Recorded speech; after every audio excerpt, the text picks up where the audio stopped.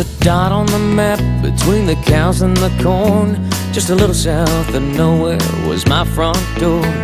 My family ran a 5 and dime on the corner of 3rd and Main. Well, life moved slow in that sleepy town. The streets rolled up when the sun went down. My big dreams didn't fit in a place that small. So I moved to the city and ran that race. It didn't take long to feel out of place. Had to get back home where I belong. Take a 2-lane highway down by the river.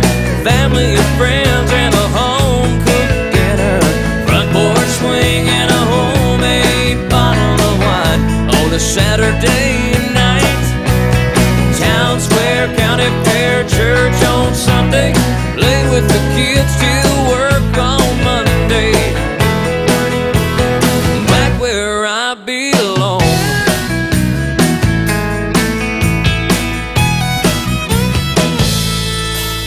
Bought a second-hand truck, bought a John Deere ride. Bought a little slice of paradise on Riverside Drive.